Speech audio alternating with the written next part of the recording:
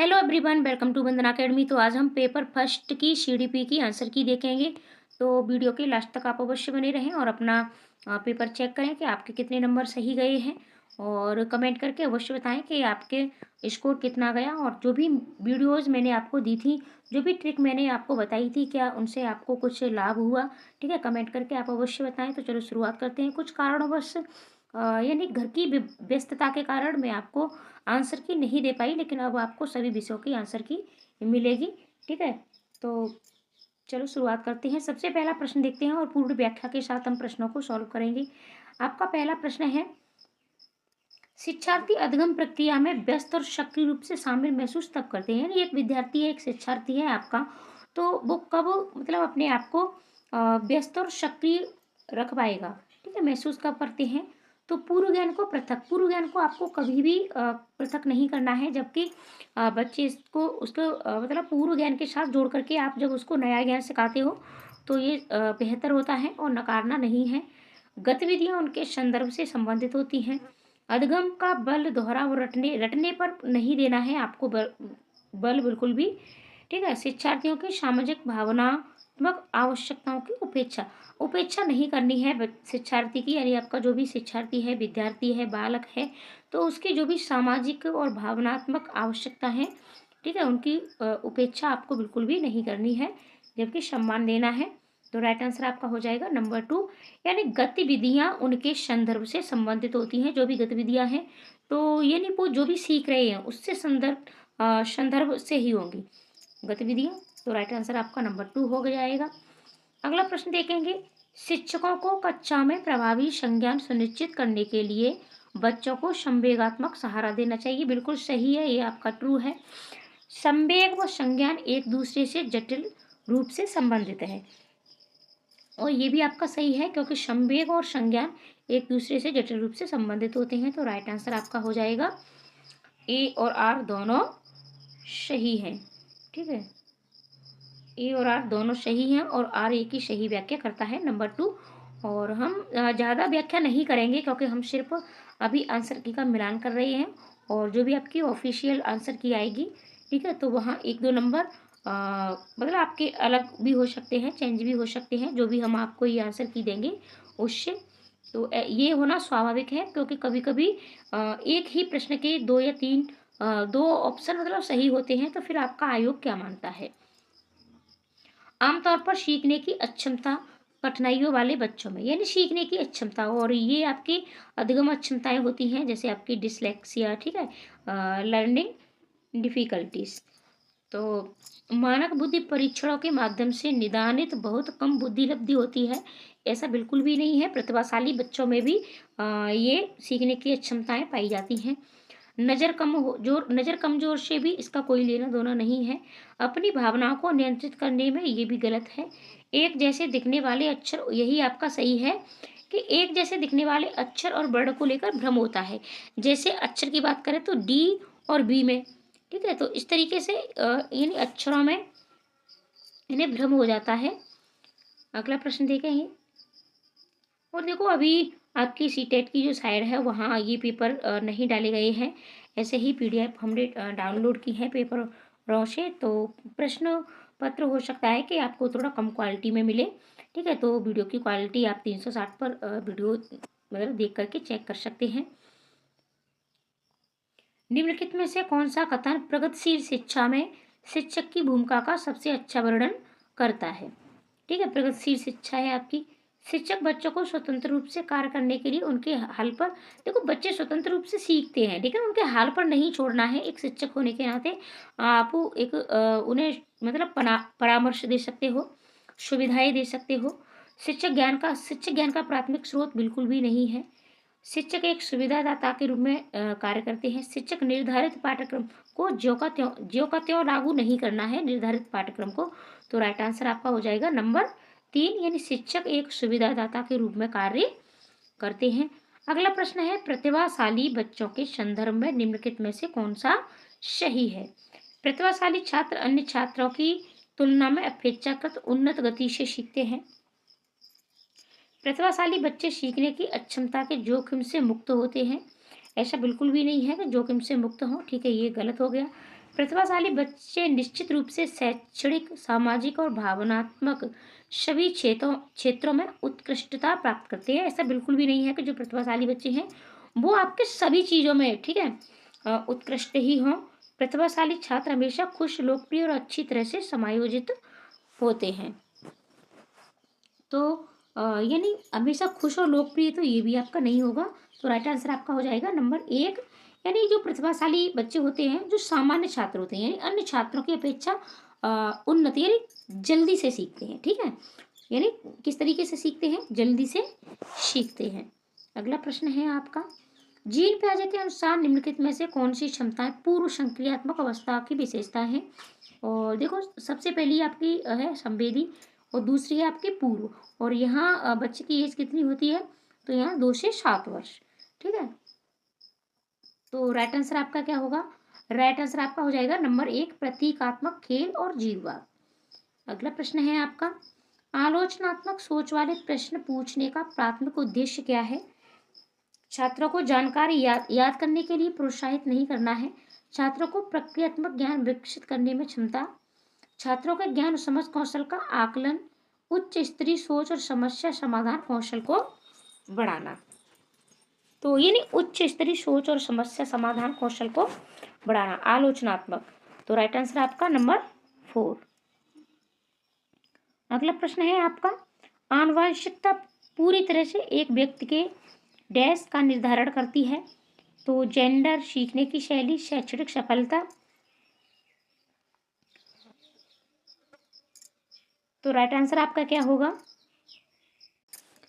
देखो, सीखने की शैली और शैक्षणिक सफलता इसका तो बिल्कुल भी नहीं है। और जेंडर भूमिकाएं हमारी समाज में निर्धारित होती हैं, ठीक है।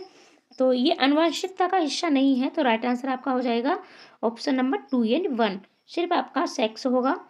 अगला प्रश्न है आपका, बच्चों की लंबाई और वजन में वृद्धि किसका उदाहरण है? अब देखो, हम बच्चों की लंबाई को भी माप सकते हैं और वृद्धि को भी माप सकते हैं, यानी वजन को भी माप सकते हैं हम, वजन को और लंबाई को भी। तो ये संज्ञानात्मक भी नहीं होगा, गुणात्मक भी नहीं होगा, भावनात्मक भी नहीं होगा। जिसको माप सकते हैं वो हमारा मात्रात्मक। अगला प्रश्न है, लेवाइगोस्की के अनुसार बच्चे अपने स्वयं के व्यवहार को किस प्रकार नियमित करते हैं? खुद को पुनर्वलन के उपयोग द्वारा, आत्माक के द्वारा, अनुकूलन की प्रक्रियाएं, संतुलीकरण।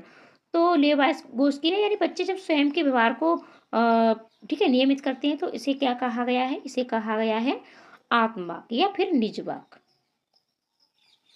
अगला प्रश्न है, विकास के संदर्भ में निम्नलिखित में से कौन सा कथन सही है? विकास के विभिन्न पहलू एक दूसरे से स्वतंत्र हैं। विकास एक असतत प्रक्रिया है, आपको सही देखना है। देखो, विकास के पहलू एक दूसरे से स्वतंत्र नहीं है, ठीक है, एक दूसरे पर आश्रित होते हैं। विकास चक्रीय तरीके से होता है, रैखिक नहीं। विकास विशिष्ट से, देखो, विशिष्ट से सामान्य नहीं होता है, सामान्य से विशिष्ट होता है। और असतत नहीं है, ये आपकी एक सतत प्रक्रिया है। तो राइट आंसर आपका हो जाएगा नंबर 3, विकास चक्रीय तरीके से होता है, रैखिक नहीं। रैखिक यानी एक तरीके से नहीं चलता है, कभी कम कभी बढ़ता है, ठीक है, इस तरीके से, यानी चक्रीय होता है। अगला प्रश्न है, कक्षा 5वीं के बच्चों को तैरने और डूबने की अवधारणाओं को पढ़ाने के लिए संरचनावाद में दृढ़ विश्वास रखने वाले शिक्षकों द्वारा कौन सा शैक्षणिक दृष्टिकोण अपनाया जाएगा? ठीक है, तैरने और डूबने की अवधारणाओं को पढ़ाने के लिए संरचनावाद में। तो व्याख्यान विधि आपकी बिल्कुल भी सही नहीं है। पावर पॉइंट दिखा करके भी बच्चा कैसे सीखेगा, ठीक है। वीडियो, तो राइट आंसर है आपका निर्देशित खोज। अगला प्रश्न है आपका, विभिन्न जेंडर के व्यवहार के बारे में पूर्व कल्पित सामान्यीकरण क्या कहलाते हैं? तो जेंडर प्रारूप, जेंडर रूढ़वादिता, जेंडर भेदभाव, जेंडर पहचान। तो सीधा सीधा आपका राइट आंसर हो जाएगा जेंडर रूढ़वादिता। अगला प्रश्न देखेंगे, एक समावेशी कक्षा में सभी बच्चे समान पाठ्यचर्या का पालन करते हैं और सभी शिक्षार्थियों के लिए समान शिक्षण शास्त्र अपनाया जाता है। विशेष बच्चे हमेशा अपने पाठ्यचर्या पर काम करते हैं, ये आपका गलत है। सभी बच्चों की कक्षा की गतिविधियों तक पहुंचा और वे कक्षा की क्रिया में शामिल हैं। विशेष बच्चों को जरूरतमंद और आश्रितों के रूप में, ये भी आपका गलत है, ठीक है। अब आपके पास 2 बचे। तो देखो, सभी बच्चे समान पाठ्यचर्या, सभी, अब समावेशी कक्षा में सभी के लिए समान पाठ्यचर्या नहीं हो सकती है, ठीक है। दृष्टिबाधित आपके विद्यार्थी है या फिर मंद बुद्धि विद्यार्थी हैं, ठीक है, तो उनके लिए हो सकता है कुछ अलग पाठ्यचर्या हो, और पाठ्यचर्या पाठ्यपुस्तक इस सब पर अलग अलग बता भी दिया था कि क्या होती हैं। तो राइट आंसर आपका हो जाएगा नंबर 3 कि सभी बच्चों की कक्षा की गतिविधियों तक पहुँच है, यानी सभी बच्चों की गतिविधियों तक पहुँच और वे कक्षा की क्रिया में शामिल हैं। यानी कोई भी गतिविधि कराई जा रही है तो उसमें आपके सभी बच्चों की भागीदारी बन रही है। अगला प्रश्न है आपका, लेवाइगोस्की के सिद्धांत के अनुसार छात्रों के सीखने के अनुभव को बेहतर बनाने के लिए निम्नलिखित में से कौन सा एक अनुशंसित दृष्टिकोण है? लेवाइगोस्की, तो लेवाइगोस्की ने कौन सा सिद्धांत दिया है? सामाजिक सांस्कृतिक। छात्रों को ऐसा काम करना जिससे वे व्यक्तिगत रूप से प्रबंधित और पूरा कर सकें। छात्रों को ऐसा काम करना जो उनकी समझ के वर्तमान स्तर से पूरी तरह से असंबंधित होगा। तो फिर कैसे करेंगे? छात्रों के वर्तमान स्तर पर आधारित उनको उचित समर्थन और मार्गदर्शन के साथ काम प्रदान करना। छात्रों को कोई सहायता बिल्कुल भी नहीं दोगे, लेकिन वाइगोत्स्की क्या कहते हैं कि यानी जो अपने से बड़ों की सलाह, ठीक है, लेना है। तो राइट आंसर आपका क्या होगा? तो राइट आंसर आपका हो जाएगा ऑप्शन नंबर 3। अगला प्रश्न है आपका, हेंज की दुविधा को पेश किए जाने पर अरुणिमा तर्क देती है, कानून इन परिस्थितियों के लिए स्थापित नहीं किया गया था। इस स्थिति में दवा लेना वास्तव में सही नहीं है, लेकिन ये उचित है। देखो, कोहलबर्ग को अगर आपने पढ़ा होगा अच्छे से, और आपने हेंज की कहानी अवश्य पढ़ी होगी, नैतिक दुविधा वाली, तो राइट आंसर है यांत्रिक उद्देश्य, ये तो बिल्कुल भी नहीं है। सामाजिक सरोकार भी नहीं है। दंड की ओर उन्मुखीकरण और आज्ञाकार, देखो आज्ञाकारिता इसमें नहीं है बिल्कुल भी, ठीक है। तो नैतिकता का विरोधाभास, व्यक्तिगत अधिकार व लोकतांत्रिकता, तो राइट आंसर आपका नंबर 3 हो जाएगा। अगला प्रश्न है, गणित में अपने खराब अंकों के बारे में बात करते हुए भी कहता है, मुझे अंकों की समझ नहीं है। अभी अपने प्रदर्शन का कारण किसको ठहरा है? योग्यता का अभाव, किस्मत, देखो किस्मत को नहीं, क्योंकि वो अपने आप को दोषी मान रहा है, ठीक है। कार्य की कठिनाई, कोशिश की कमी, तो राइट आंसर है योग्यता का अभाव, यानी उसका कहना है कि उसमें अंकों की समझ नहीं है, यानी उसमें योग्यता नहीं है। अगला प्रश्न है, जबकि कुछ बच्चे 12 महीने की उम्र में बड़बड़ाना और 2 शब्दों का वाक्य बोलना शुरू करते हैं, तो अन्य 20 महीने की उम्र तक ऐसा नहीं करते हैं, ठीक है। कुछ बच्चे यानी 1 साल तक के ही बहुत से बच्चे बोलना शुरू कर देते हैं, 2 शब्दों के वाक्य भी बोलना शुरू कर देते हैं 12 महीने यानी 1 साल तक के, और कुछ बच्चे 20 महीने तक भी ऐसा नहीं करते हैं। तो ये सामान्य सी बात है, ठीक है, ये आपका राइट है। विकासात्मक प्रतिमान केवल सांकेतिक है और व्यक्तिगत बच्चों का विकास काफ़ी भिन्न हो सकता है, ठीक है। यानी सभी व्यक्तियों का विकास सबका भिन्न ही होता है, ठीक है। सभी में यानी कुछ ना कुछ फ़र्क सभी के विकास में अलग अलग होता है, तो ये भी आपका सही है। तो राइट आंसर आपका हो जाएगा ए और आर दोनों सही हैं, आर ए की सही व्याख्या करता है। अगला प्रश्न है, निम्नलिखित में से कौन सा एक अच्छी तरह से तैयार किए गए आलोचनात्मक सोच वाले प्रश्न की विशेषता नहीं है? यहाँ आपसे नहीं पूछा है, ठीक है। आपसे क्या पूछा गया है? आपसे नहीं पूछा गया है, और नहीं वाले प्रश्नों को हमारे बहुत गलत होते हैं। ये उच्च स्तरीय सोच और समस्या समाधान कौशल को बढ़ावा देता है। देखो, आलोचनात्मक सोच वाले प्रश्न समस्या समाधान कौशल को अवश्य बढ़ावा देते हैं। ये खुला प्रश्न है, कई उत्तरों की प्रस्तुति करने की अनुमति देता है, बिल्कुल सही है। ये मुख्य रूप से तथ्यात्मक जानकारी पर आधारित है। इसमें सूचना के विश्लेषण और मूल्यांकन की आवश्यकता होती है, ये भी आपका सही है। तो फिर आपसे नहीं पूछा है, तो राइट आंसर आपका हो जाएगा नंबर 3। ये मुख्य रूप से तथ्यात्मक जानकारी पर आधारित है। अगला प्रश्न है आपका, शिक्षकों को बच्चों के साथ काम करते समय लगातार अपने स्वयं के दृष्टिकोण और पूर्वाग्रहों की जांच करनी चाहिए, बिल्कुल सही है। समस्या समाधान की प्रक्रिया कार्यात्मक स्थिरता से बाधित है। अब देखो, समस्या समाधान की जो भी प्रक्रिया है कार्यात्मक स्थिरता से आपकी बाधित नहीं होती है, तो राइट आंसर आपका नंबर 4 हो जाएगा। ये सही है, लेकिन आर आपका गलत है। अगला प्रश्न है, विविध सांस्कृतिक पृष्ठभूमि से छात्रों की जरूरतों को पूरा करने के लिए कक्षा शिक्षक को सांस्कृतिक रूप से उत्तरदायी होना चाहिए। यानी विविध सांस्कृतिक पृष्ठभूमि के जो छात्र हैं, ठीक है, तो उनकी जरूरतों को पूरा करने के लिए तो सांस्कृतिक रूप से उत्तरदायी होना चाहिए, आपका बिल्कुल सही है। कक्षा में समता केवल देखो मानकीकृत पाठ्यचर्या के आकलन से सुनिश्चित बिल्कुल भी नहीं होती है, तो ये आपका गलत है। तो राइट आंसर आपका हो जाएगा ए सही है, लेकिन आर गलत है। अगला प्रश्न है आपका, हार्वर्ड गार्डनर की दी गई बुद्धि की अवधारणा का निहितार्थ है। देखो इन्होंने कौन सा सिद्धांत दिया, बहुबुद्धि का सिद्धांत दिया था। तो बुद्धि केवल प्रयोगात्मक अधिगम, ये ग्रही है। सभी लोग दुनिया को समान रूप से नहीं समझते, अलग अलग आयामों में लोगों की अलग अलग योग्यताएं हैं। तो राइट आंसर आपका नंबर 3। ठीक है, राइट आंसर आपका नंबर 3 हो जाएगा। अगला प्रश्न देखेंगे, निम्नलिखित में से कौन सी सार्थक सीखने के लिए एक प्रभावी स्मृति तकनीक नहीं है। यहाँ आपसे नहीं पूछा है। तो दोहराव, स्मृति सहायक विधियां, संकल्पना, चित्रण रटना व दोहराव। तो राइट आंसर आपका नंबर 2 हो जाएगा।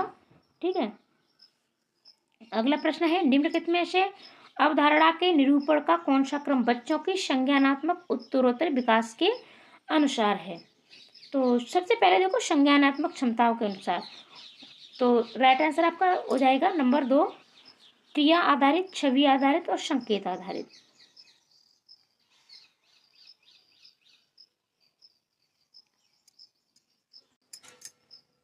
अगला प्रश्न देखेंगे, शिक्षकों को कक्षा में प्रश्न पूछने पर ध्यान देना चाहिए और निर्देश देने के बजाय उन्हें प्रश्न पूछने के लिए प्रोत्साहित करना चाहिए।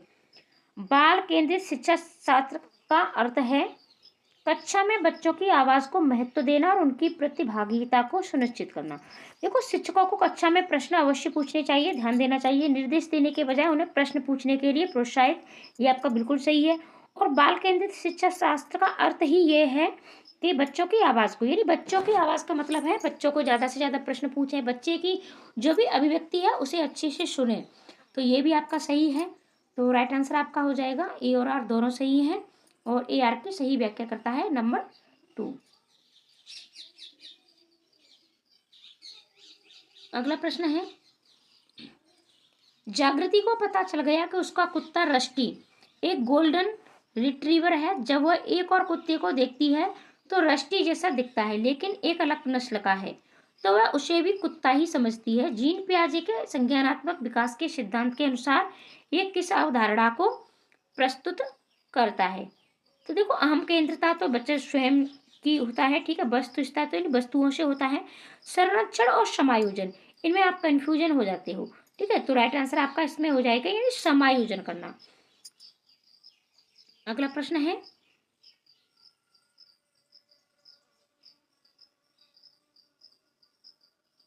देखो ये पीडीएफ से आया है तो यहाँ प्रश्न आपका कट गया है। जिन्होंने बहुत कम उम्र से गंभीर सामाजिक अनुभव किया है, बच्चे होगा। ठीक है, आमतौर पर उनके विकास में देरी बाधा उत्पन्न होती है। पुनर्वास के बावजूद विकास के कुछ क्षेत्रों में सुधार अधीनस्थ होने की संभावना है।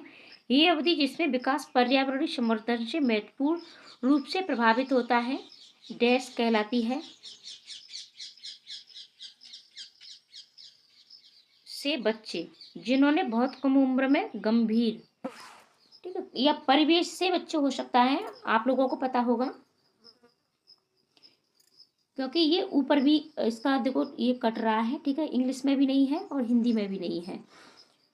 तो संवेदनशील अवधि निगमनात्मक, देखो निगमनात्मक अवधि कोई भी नहीं होती है और मूल काल भी नहीं होता है आपका। ठीक है, देखो संवेदनशील अवधि होती है आपकी और सहज काल भी होता है आपका। तो जिसमें विकास पर्यावरणीय संवर्धन से महत्वपूर्ण रूप से प्रभावित होता है। सुधार अधीनस्थ होने की, तो कुछ सुधार की बात हो रही है। ठीक है, पुनर्वास के बावजूद बाधा उत्पन्न, तो इसमें राइट आंसर आपका हो जाएगा नंबर 1 संवेदनशील अवधि। ठीक है, प्रश्न ये आपका पूर्ण नहीं है, इसका मैं कमेंट बॉक्स में ठीक है प्रश्न को मैं पिन कर दूंगी, वहां से आप देख लेना। दोहराव व बारंबार किए जाने वाला व्यवहार किसकी विशिष्ट पहचान है। ठीक है, दोहराव यानी बार बार किसी चीज का रिपीटेशन। ठीक है, तो यांत्रिकता, तो मस्तिष्क का नहीं है। अधिगमात्मक विकलांगता, ध्यान न्यूनता, क्रियाशीलता विकार की। तो राइट आंसर है आपका स्वलीन क्रम विकार की, तो नंबर 2। अगला प्रश्न देखेंगे, सामाजिक रचनावादियों के अनुसार अधिगम की प्रक्रिया के बारे में निम्नलिखित में से कौन-सा कथन सही है? देखो, अगर आप लोगों में से कोई प्रश्न पत्र सेंड करना चाहे, ठीक है, तो टेलीग्राम पर कर दें, वहाँ व्हाट्सएप नंबर दिया गया है। तो आप हमें अपना पेपर की पीडीएफ या फिर फ़ोटो जो भी आप मतलब सही हो तो भेज सकते हैं, उससे पीडीएफ बना कर के, और वहाँ से हम आपको सारी विषयों की आंसर की दे देंगे। सामाजिक रचनावादियों के अनुसार अधिगम की प्रक्रिया के बारे में निम्नलिखित में से कौन-सा कथन सही है? अधिगम अर्थ निर्माण की एक सामाजिक प्रक्रिया है। अधिगम एक व्यक्तिवादी को प्रक्रिया जो अलगाव में होता है, व्यक्तिवादी नहीं है। अधिगम केवल कक्षा या औपचारिक शैक्षिक विन्यास में होता है, केवल कक्षा या औपचारिक में ही नहीं होता है। अधिगम हमारा कहीं भी हो सकता है, ठीक है? सतत चलता है और हम कहीं से भी सीखते हैं। हमारा परिवार की भूमिका होती है, समाज की भी होती है। अधिगम एक निष्क्रिय नहीं है, ये सक्रिय है। तो राइट आंसर आपका हो जाएगा नंबर 1। अधिगम एक अर्थ निर्माण की एक सामाजिक प्रक्रिया है। और ये आपके आज सीडीपी के पूरे 30 प्रश्न हो गए हैं। तो अगले यानी आपको सभी विषयों की आंसर की दी जाएगी और सबसे सटीक और सबसे ठीक है, जहाँ तक होता है वहाँ तक पूर्ण व्याख्या के साथ आपको ये आंसर की दी गई है। और फिर 1-2 प्रश्नों का तो देखो सभी के साथ होता है कि आयोग आपका क्या मानता है। तो मिलते हैं ऐसी अन्य वीडियो के साथ, और आप चैनल को सब्सक्राइब अवश्य कर लें, क्योंकि आगामी सीटेट की भी तैयारी बिल्कुल फ्री में हमारे चैनल पर कराई जाती है।